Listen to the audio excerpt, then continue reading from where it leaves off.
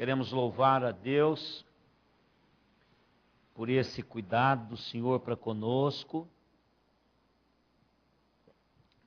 pela vida dos nossos irmãos que estão conectados também conosco na internet. Talvez vendo um número maior hoje, irmãos, é porque hoje é meu aniversário, então os irmãos estão já hoje desde cedinho, desde ontem, não é?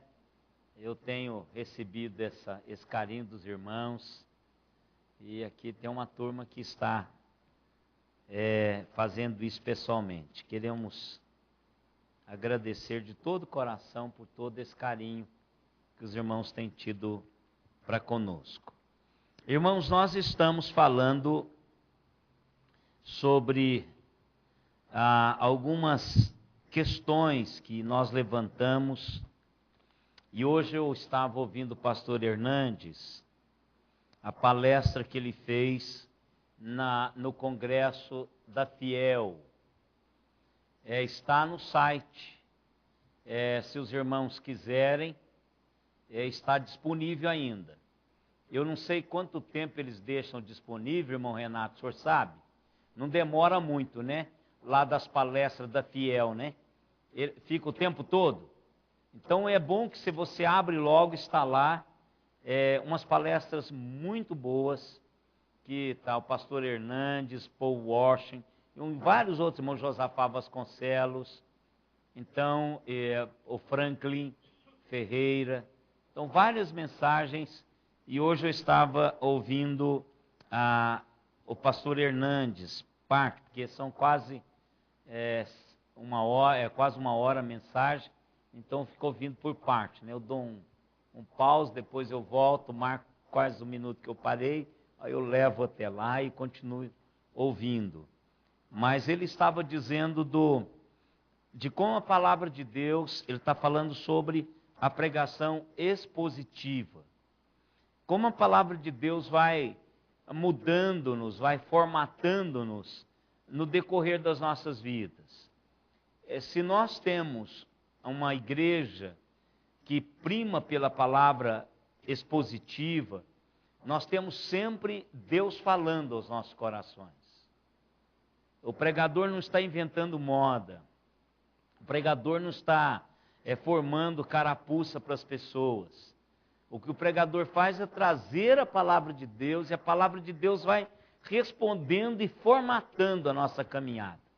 E quando o pastor José Dilson foi preso, eu tive várias perguntas, e como muitos irmãos estão lendo o Antigo Testamento, algumas coisas acontecem lá no Antigo Testamento, que de fato também algumas preocupações que geram através de perguntas históricas, como Deus está fazendo. Então, por e-mail, por telefone, mesmo pessoalmente, as pessoas vêm com aqueles questionamentos. Então eu falei assim, está na hora de eu falar alguma coisa com relação, principalmente ao pastor Zé Dilson. Alguém me disse quando saiu a notícia da prisão dele, diz assim, pastor, como é que um homem tão dedicado, abdicou-se da sua família por quase 25 anos, morando na África lá, há 25 anos atrás era muito pior. Há 15 anos atrás, quando eu fui lá, não tinha energia, não tinha água para tomar banho, era um negócio complicado, ele já morava. Então, há 20 anos atrás, 25 anos atrás, acho que são 22 ou 23 que ele está lá, então é muito pior. Então, por que Deus permite que uma pessoa tão usada, seja preso?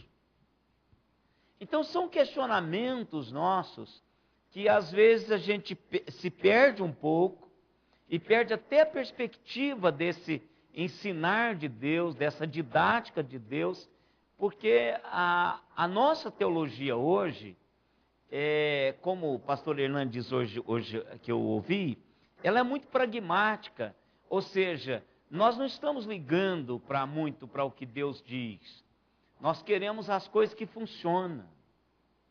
E muitas vezes as coisas que funcionam não são as coisas de Deus, irmãos. Deus pode estar fazendo uma realidade na minha visão não está funcionando. Quer dizer, como deixar um homem daquele preso? Na minha leitura, humanamente falando, ele deveria estar solto. Ele poderia estar fazendo muito mais solto do que preso. Essa é a minha leitura. Mas não é a leitura de Deus. Então, às vezes, nós não percebemos, porque nós estamos dentro desse contexto, dessa coisa, não é muito a palavra de Deus, não é uma teologia bíblica que vai determinando, é o que a gente gostaria que fosse. Muitas vezes esquecemos daquele toque da soberania de Deus, daquela mover de Deus, porque é Ele que tem todo o script. O plano que Deus tem, Ele tem isso, e eu e vocês vão fazer parte disso, à medida que nós vamos obedecendo ao Senhor. O que nós falamos quarta-feira passada? Nós falamos que às vezes Deus permite, e às vezes Deus leva os seus servos à prisão.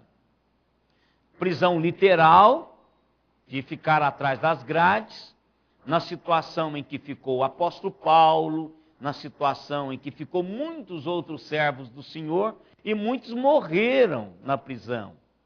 Outros passaram por um tempo na prisão, saíram, como o que nós estamos meditando, que é José. Uma das coisas que nós aprendemos é que Deus não ordenou a construção de cadeias, de prisões. Não tem lugar nenhum na Bíblia Deus fazendo, construa uma cadeia para pôr os malfeitores. O que Deus mandou que fizesse foi cidades refúgio. Pessoa, ao entrar para aqueles muros, ninguém mais poderia tocá-lo. Então era como um lugar que a pessoa iria ser trabalhada, famílias iam estar dentro daquela cidade para recuperar as pessoas. Então Deus não autorizou a questão de prisões. Foi que à medida que nós fomos nos deteriorando, aí a coisa foi caminhando para isso. Governos, políticos, num primeiro momento foi para prender os inimigos políticos, depois caminhou, e aí vai caminhando para a penalidade de morte, que nós temos alguns estados nos Estados Unidos que tem penalidade de morte, temos outros países que têm também. Então, à medida que nós vamos nos perdendo, quanto mais vai tornando sofisticada a maneira de prisões, não é? E algumas recuperam e outras não recuperam. Então, o que nós temos na maior parte das vezes, nós temos um local onde as pessoas ficam piores. E aonde há morosidade na justiça, automaticamente gera-se injustiça. A justiça, para ser justiça, ela precisa ser rápida. O Antigo Testamento era assim. A punição ela era imediata. Não ficava com a morosidade. Porque se você fica com a morosidade, então a pessoa começa a formar a cultura de que é melhor estar na mão da justiça, porque esse negócio vai passar a vida toda. E é assim no nosso país, é assim. Não é? Eu vi aí pessoas, não sei que dia que deu no jornal, pessoas que ficaram presas 30 anos porque roubaram uma bicicleta. Porque roubou uma bicicleta. Outra porque roubou alimento. Então a pessoa está entrando na justiça contra o Estado, porque essa pessoa foi presa indevidamente. Foi mandado para aqueles hospitais judiciais, considerado como pessoa perigosa à sociedade. Hospitais judiciais, considerado... Ó, o retardo aqui, meu irmão. Não dá para ficar ouvindo duas vezes, né? Ao que eu ouvi, eu falei, poxa, tem um negócio aqui atrás que não está? Né? Tem outro pastor aqui atrás. Então, irmãos, o que nós observamos foi que a prisão de José foi uma prisão dolorosa. Primeiro porque ele não foi para lá espontaneamente, não é? Deus permitiu que ele fosse para a prisão e ele lá sofreu muito, não é? Jovem, e nós estudamos essa questão da prisão e que Deus pode forjar, amoldar os seus servos na bigorna severa da dor. E eu disse que quando eu cheguei lá, em casa, dia 6, que dia que foi dia 6? Quarta-feira. Então, na medida que nós estávamos pregando aqui, o pastor José Dilson estava entregando essa carta para ser publicada. E essa carta veio para mim, porque nós estamos em comunicação com ele, não sei se veio para vocês também. Então, todo mundo que tem contato com ele, está orando, mandou algum e-mail, ele mandou essa carta. Quando eu li essa carta, que não é pequena, eu falei, gente, ele ouviu a gente lá na penitenciária, né? Porque nós fizemos uma comparação entre o José do Egito e o José Dilson, mostrando que Deus muitas vezes leva a pessoa para o confinamento, para o refinamento. E às vezes não precisa ser uma prisão de grades, não precisa ser algemas. Às vezes Deus tira a gente de cena, às vezes Deus tira a gente do convívio com as pessoas, por doença, qualquer situação, Deus pode fazer isso. Ele pode permitir que isso aconteça conosco, para que a gente tenha um tempo de refinamento. E quando eu li essa carta, eu falei, eu preciso ler essa carta para os irmãos lá na quarta-feira, porque às vezes, eu nunca fui preso, eu disse, para os irmãos aqui, mas às vezes quando a gente fala alguma coisa, parece que a gente não está falando aquilo de verdade, mas essa carta vai, principalmente aqueles irmãos que vieram quarta-feira passada, vão ver o quanto que o que nós falamos aqui de José do Egito reflete na vida do José Dilson lá.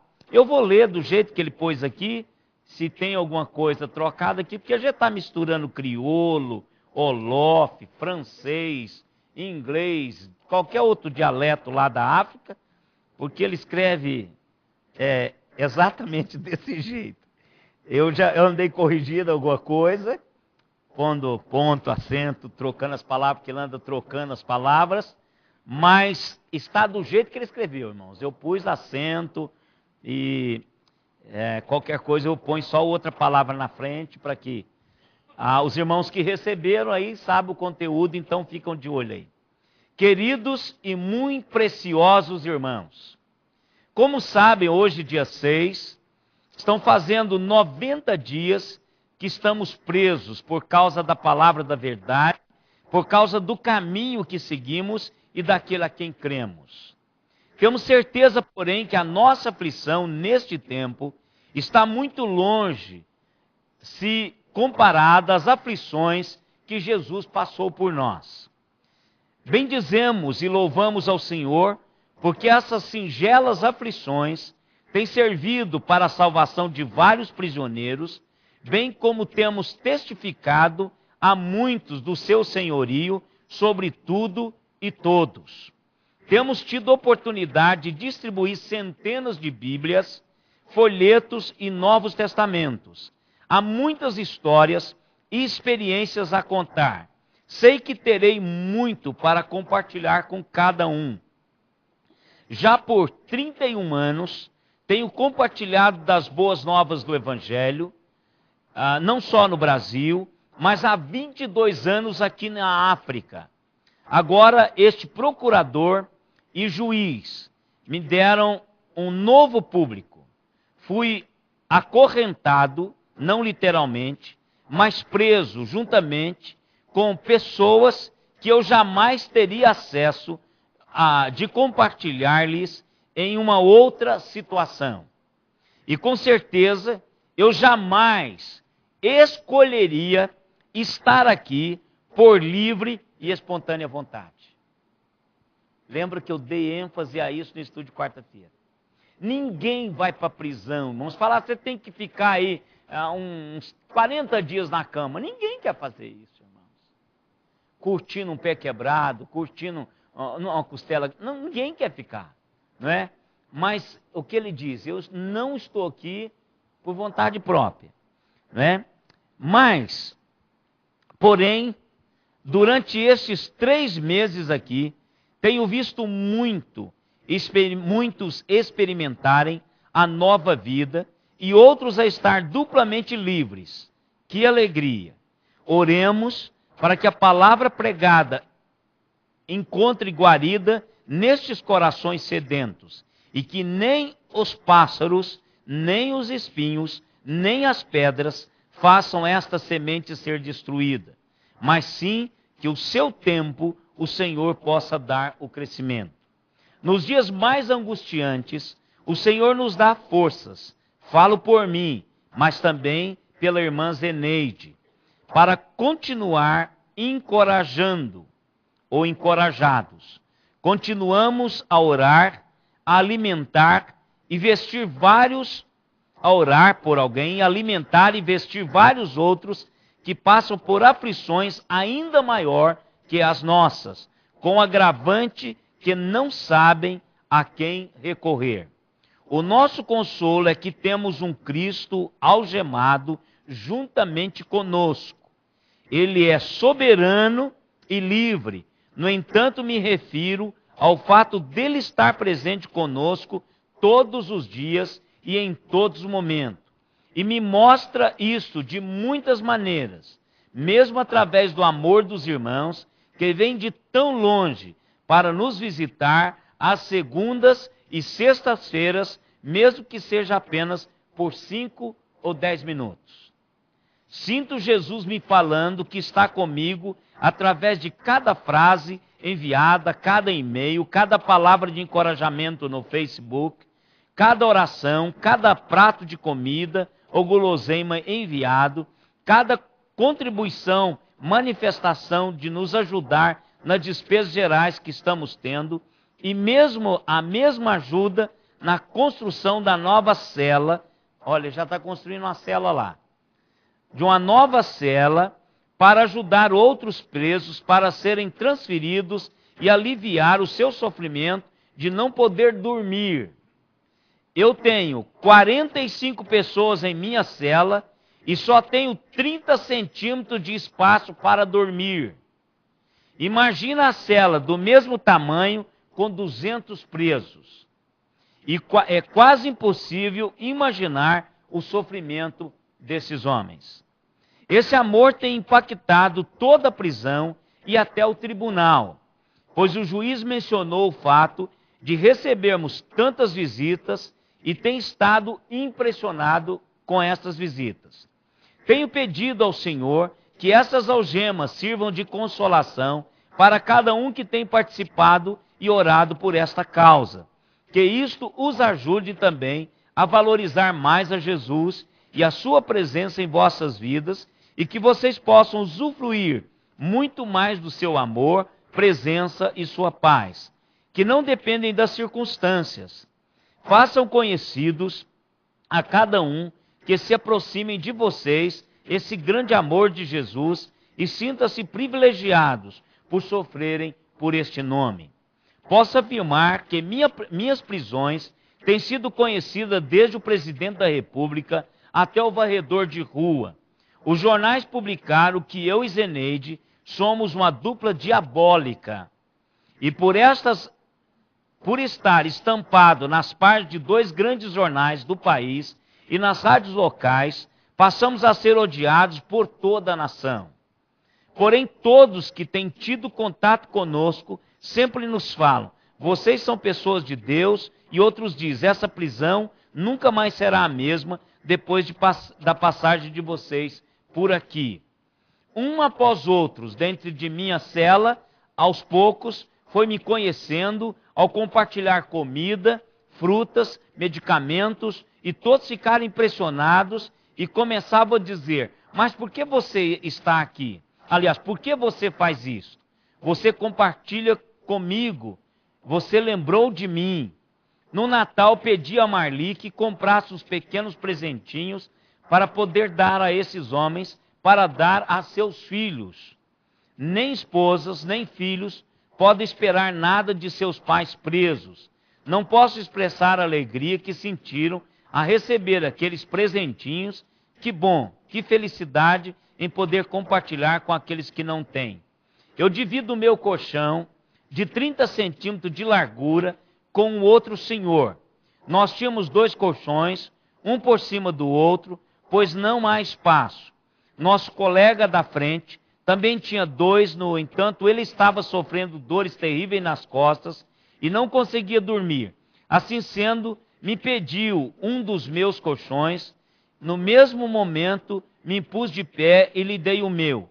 Agora eu durmo com meu colega no colchão de 2,5 centímetros de altura. O outro está servindo ao meu outro colega, permitindo-lhe que durma melhor. Deus seja louvado. Tenho sentido o Senhor afofando o meu colchão. Houve dias que compartilhei da minha comida com 12 outros presos. E sabe do melhor? Não perdi nenhum quilo. 2 prisioneiros italianos que foram libertos ficaram tão agradecidos por toda a ajuda que lhes dei, todo o encorajamento, as orações, que ao partirem me enviaram queijo, salame e outras guloseimas. Daqui a pouco, 43 presos vão experimentar um pouco dessas bênçãos. Ele já mandou isso para o refeitório, alguma coisa para dar. Estou compartilhando esses detalhes para te encorajar a não desanimar com coisa alguma. Não importa o tamanho da luta que você esteja enfrentando, saiba que Jesus está com você, passando pela dificuldade até a hora da libertação. Busque-o, ame-o, gaste tempo com ele, seja íntimo dele, e o sofrimento não será nada. Ele será a tua âncora segura, a tua salvação. Aquele que atua e trabalha pelos seus, seu santo nome será glorificado. O juiz, quando estava me questionando, finalmente disse: vocês não são uma associação de malfeitores. Estamos juntos. Pois disse: vocês estão ajudando crianças em situação de risco. Quando ele ouviu as crianças, ficou ainda mais impressionado com a mudança de vida que estamos proporcionando a cada um delas. Um advogado falou: essas crianças vivem melhor do que a maioria de nós. E após me disse: você, pastor, merecia ser condecorado pelo que faz em nosso meio e por essas crianças não estar preso. Esperamos que realmente a justiça e a verdade prevaleça.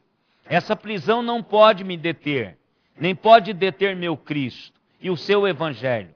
Ao contrário, desperta em mim mais amor e paixão por esta obra e pelo meu Mestre. Tenho meu coração agradecido a todos vocês que, de uma forma ou de outra, direta ou indiretamente, estão aprisionados conosco. Obrigado mais uma vez por todo o carinho, orações e mesmo contribuições. Que o Senhor os bendiga e lembre também de suas aflições e os alivie de todo o sofrimento pelos quais posso estar passando, ainda que por mínimo que seja. Bem sei que Ele tem prazer em ajudá-lo. Recebam nosso abraço bem apertado e que o nosso bom e maravilhoso Senhor os console e os façam sentir a sua presença convosco. Pelas marcas de Cristo, vosso prisioneiro, José Dilso, ou simplesmente Zé. Então aqui, irmãos, está o que nós falamos quarta-feira. Sem tirar e nem pôr. E aí, irmãos, nós vamos para a segunda divisão do nosso estudo. Nós falamos que aquela prisão, segundo o que nós lemos em Gênesis 41, 14, em Gênesis 39, não é? Que nós fomos lendo à medida em que 39, 20 e 22, 41, 14, é que esta prisão, ela é desconcertante. Como nós recebemos a carta do pastor José Dilson, em momento nenhum eu vi no pastor José Dilson questionamento com relação à sua prisão. Ele não está questionando. Em José também nós não vimos questionamentos.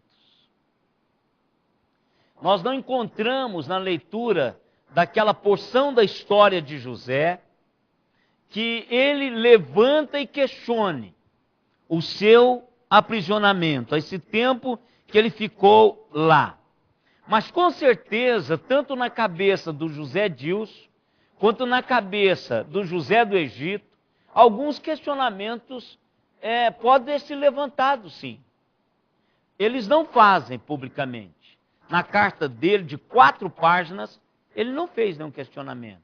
Muito pelo contrário, ele está sentindo na soberania de Deus, e eu entendo que José estava fazendo a mesma coisa.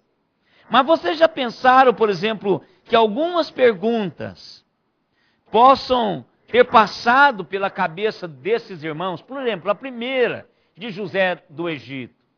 Por que os meus irmãos me odeiam tanto assim? Nós somos da mesma família. Meu pai é o pai dele. A minha mãe é tia deles. Nós somos uma família. Por que eles me odeiam tanto assim? Outra coisa, por que é que eu vim parar como escravo no Egito? Estou tão longe de casa. A mesmo José Dilson. Eu estou ajudando esses pivetes. Eu estou ajudando esses meninos a tornar gente. Que estão na rua, sendo explorados de todas as maneiras. E agora esse pai me denuncia. Por que eles me odeiam tanto assim? Uma dupla diabólica que foi programado lá? Tem certeza que algumas dessas perguntas devem ter passado nos seus corações. E ele deve ter perguntado, irmãos, será que Deus está sentindo no meu punimento por estar fazendo a coisa certa? Eles estão fazendo a coisa certa. José do Egito, por não adulterar, por não ter um caso com a mulher do seu patrão, por permanecer-se fiel. O pastor José Dilson, por fazer o bem àquele pessoal, 22 anos abrindo mão da sua vida, irmãos. Morar na África não é brincadeira, por punhado de realidades. Eu passei 30 dias lá, e quando eu cheguei em Salvador, que a comissária de bordo diz, sejam bem-vindos ao Brasil, eu disse, ô glória. De verdade. Com 7,5 quilos a menos.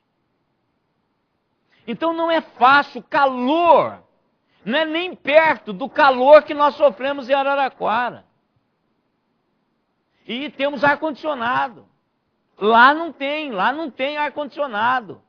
Quem tem ar-condicionado lá são pessoas de alto nível financeiro, que tem um gerador barulhento do outro lado produzindo a energia para gerar o ar-condicionado. Então não é fácil. Então será que Deus não está vendo que eu estou sendo punido por fazer a coisa certa? São perguntas, irmãos. E um dos problemas dessa prisão é exatamente desconcertante por causa da sua natureza, tanto de um como de outro.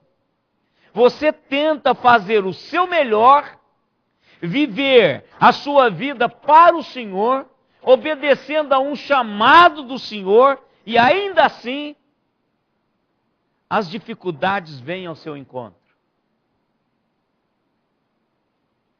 É nisso, irmãos, que a igreja que está no mercado hoje está vendendo para as pessoas. As pessoas essas igrejas estão vendendo saúde. Quem que não quer, irmãos? Saúde. Quem que não quer riqueza, prosperidade? Quem que não quer resolver os seus problemas? Mas o Deus que nós servimos, o Deus bíblico, está dizendo que às vezes parece que as coisas chegam e Deus permite que elas chegam, mesmo quando nós estamos tentando dar o nosso melhor. Quando estamos tentando obedecer o Senhor, quando estamos vivendo para o Senhor, quando estamos entendendo que estamos no centro da vontade de Deus. Pastor Zé Dilson não tem dúvida disso. A Marli não tem dúvida disso. A Zeneide não tem dúvida disso. O tanto é que os meninos do pastor Zé Dilson estão estudando para serem missionários. Estão no centro da vontade de Deus. José estava no centro da vontade de Deus, dizendo para o pai, para os irmãos, os seus sonhos. Mas agora ele está curtindo a prisão. Exatamente por ser um jovem coerente com aquilo que crê. Olha, eu não vou para a cama com você, não é porque eu não tenha vontade de ir, porque ele era um jovem. Mas é porque eu não posso pecar contra o meu Deus e o meu Senhor. Não é que ele era bicho, irmãos. Não é que ele não gostava de mulher. É que ele tinha um Deus e ele considerou isso como prioridade na sua vida. Ele pode ter olhado, você é uma gatona. Você é uma mulher que qualquer homem ia, mas eu não vou. Porque eu amo um Deus maravilhoso e o meu Senhor, o teu marido, me deu liberdade em tudo aqui, menos você. A única coisa proibida que eu tenho dentro dessa casa é você. Então eu não vou fazer isso. Então eu vejo um homem que está fazendo o que é certo, dentro da vontade de Deus, vai preso por causa disso. Então a natureza dessa prisão é uma natureza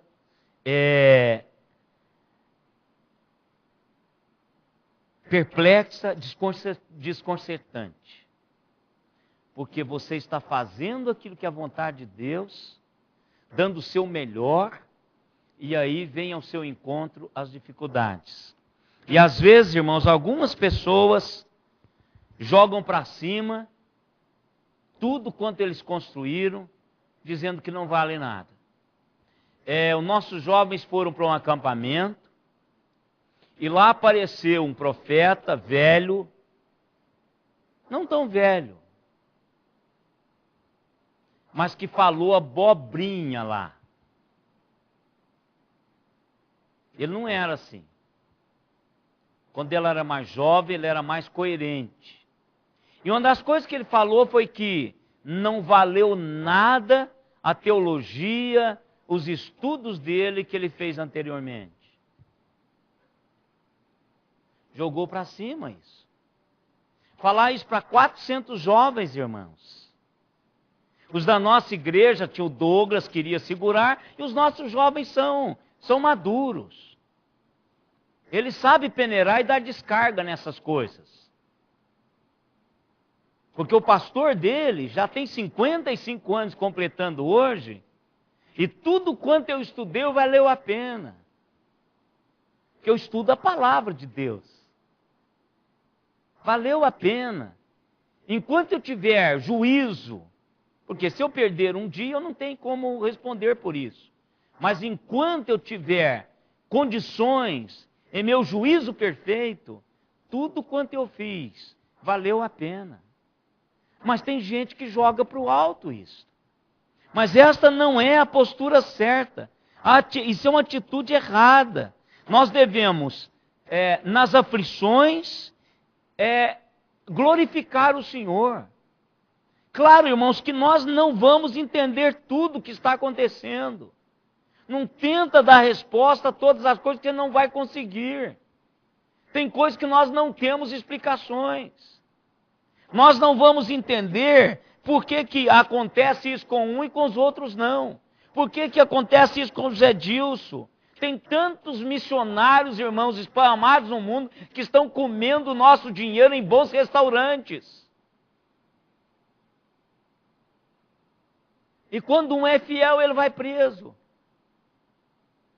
Então não entendo, nós não entendemos e não temos como entender. Mas nós precisamos de entender uma coisa: Deus está no controle desse negócio.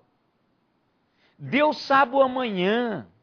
Quantas dificuldades nós que somos mais velhos, quantas dificuldades nós passamos que nós não entendíamos na época.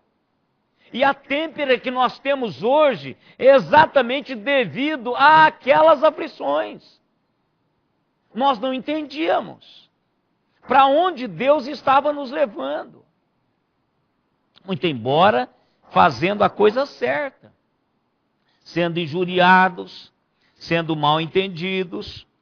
Então, nós, irmãos, não vamos entender o que está acontecendo, mas nós podemos estar seguros que o nosso Deus está no controle. Isso que eu vou contar agora já aconteceu inúmeras vezes, e esta é uma resposta que eu dou normalmente.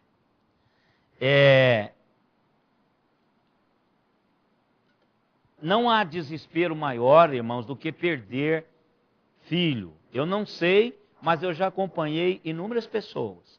E nós temos aqui pessoas, citamos quarta-feira a Elda, e vários outros irmãos que já perderam filhos. A Irma, vários irmãos. Eu imagino que deve ser um negócio terrível. Terrível. Nós vimos lá a tragédia, lá daquela danceteria lá, da Kiss lá, e aqueles pais desesperados. Por quê? Porque a gente acha que são os filhos que devem nos enterrar. Não somos nós que vamos enterrá-los. E quando isso inverte, deve ser uma dor muito grande. Deve ser muito grande. E esse pai e essa mãe haviam perdido seu filho em um acidente automobilístico trágico. E o pastor foi visitar. E não há momento mais dolorido do que isso, irmãos. Esse momento de dor, quando você tem que ir visitar essa pessoa, dar uma palavra de conforto, que você mesmo não tem essa palavra de conforto, ela é tremenda. Eu já passei por isso várias vezes. Menino cheio de vida, bate com a sua moto na carroceria de um caminhão, morre na hora, aí você precisa ir lá dar notícia, porque o médico não vai, o enfermeiro não vai, liga para você dizendo: olha, ele é da sua igreja, o senhor precisa ir lá dar notícia para os pais. Então, você vai, é um momento muito violento. Então, o pastor foi, e aquela pergunta, irmãos, que quase todos os pais nesse pico de aflição faz: onde Deus estava quando meu filho morreu?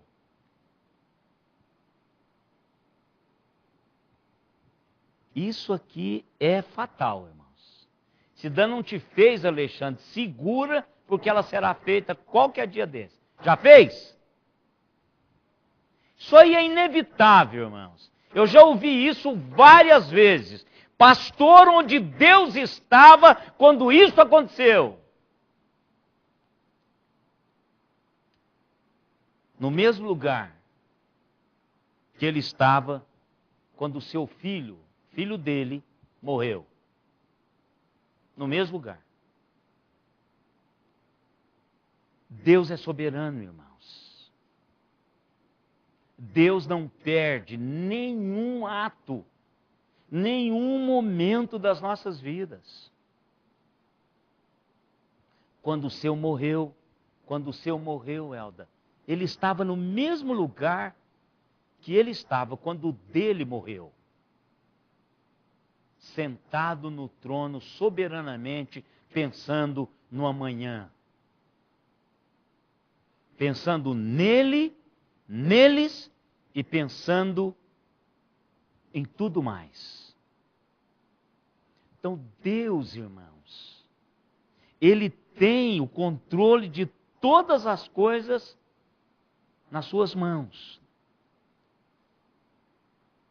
Nós, irmãos, quando jogamos para o alto aquilo que nós temos aprendido de Deus durante a nossa caminhada, por causa de uma dificuldade, por causa de algo que acontece conosco, que nós não temos respostas, que nós não entendemos, nós estamos enganados, irmãos.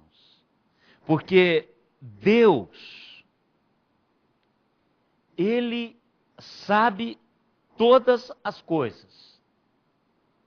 E nós não sabemos absolutamente nada. Nenhum de nós sabemos o que virá amanhã. Nenhum de nós sabemos o que vai acontecer conosco ao irmos para casa. Nenhum de nós sabemos o que nós vamos ouvir quando o telefone tocar hoje na nossa casa. Mas Deus sabe tudo. E Deus está usando esses eventos duros, severos de nossas vidas para nos amoldar e nos mover para onde Ele nos quer, irmãos. Para onde Ele nos quer. E pode ter certeza disso. Às vezes são esses momentos duros nas nossas vidas que convergem a nossa caminhada. Porque se nós tivéssemos continuado naqueles momentos light da nossa vida, com bênção para lá, bênção para cá, e não tivesse acontecido nada, nós não estaríamos onde nós estamos. Não estaríamos. Então o que Deus faz, irmãos, é permitir isto, e às vezes nos colocar nessas situações, porque Ele nos quer em um lugar que nós não iríamos por vontade própria, se não fosse essas situações. Então Deus trabalha, e nós precisamos, irmãos, nos lembrar que Ele tem um plano. Ele sabe o fim desde o início. Então eu preciso confiar nele. Eu preciso entender que Ele é que vai conduzir toda essa realidade. Romanos, capítulo 8, verso 28, a gente sabe de cor, irmãos. Para os outros. De cor, para os outros. Quantas vezes nós citamos esse versículo para os outros? Mas quando chega a nossa vez de acreditar que todas as coisas cooperam conjuntamente para o bem daqueles que amam o Senhor, a gente cai fora. Ah, mas é para os outros isso é fácil, mas para mim não, Senhor. Por que não? Por que não pode bater também na minha casa? Por que não pode ser uma realidade na minha própria vida? Independentemente, irmãos, do que a vida traga ao nosso caminho, temos que nos submeter a esse plano soberano e confiarmos que Deus vai fazer o que é certo. Temos que entender isso. Irmãos, quantas pessoas ficaram sabendo sobre o pastor José Dilson? E quanto isso vai abrir portas para ele testemunhar? Quantas pessoas ele alcançou lá naquela prisão? Não está na capital, irmãos. Ele está numa prisão de um distrito pequenininho na África. 200 pessoas numa sala, numa cela. Que ele está lá com mais 30, não é isso? E que tem 40 que tem 30 centímetros para dormir.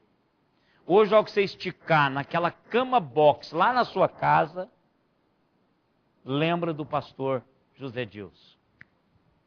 Aquele colchãozinho gostoso, ortopédico, aquele colchão que custou uma fortuna. Ao que você deitar lá, você diz, ó Deus, afofe o colchãozinho de 2,5 centímetros do pastor José Edilson. É isso aqui, irmão. É aquele colchãozinho que a gente leva de viagem. Hein? Hein? 2,5? É isso, né? Menos do que isso? É muito isso aqui? 4, 4, 5? É aquele fininho mesmo, é aquele colchãozinho, né? Então, irmãos, Deus sabe. Ó, vamos ler 2 textos para a gente terminar. Isaías 55, 8 e 9. 2 Coríntios 4, 7 a 11. E 5, Isaías 55, 8 e 9.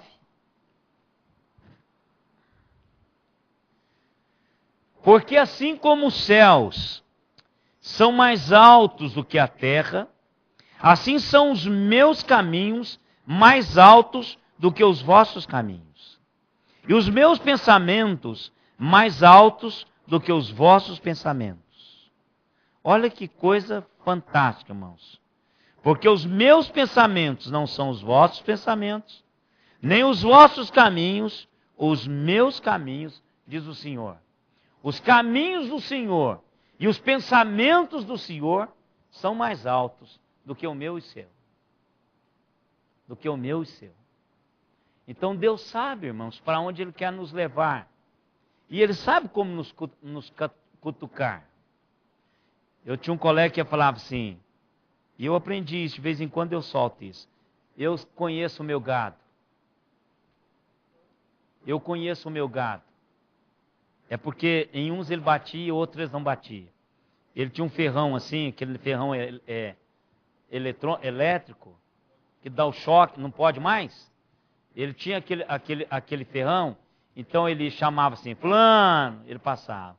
Beltrano, ele passava. Falava, aquele não vem, se eu quer ver, pá. Aí chegava assim, o cara ia embora para lá.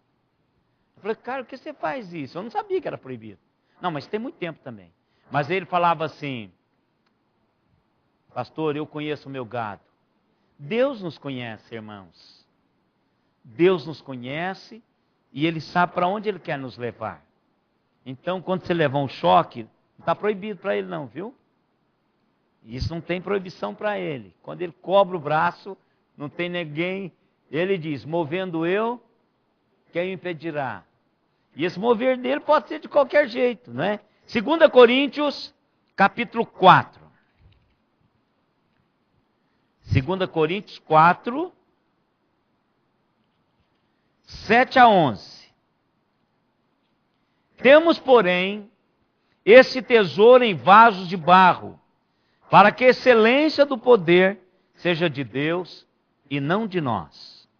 Em tudo somos atribulados, porém não angustiados, perplexos, porém não desanimados, perseguidos, porém não desamparados, abatidos, porém não destruídos, levando sempre no corpo o morrer de Jesus, para que também a sua vida se manifeste em nosso corpo.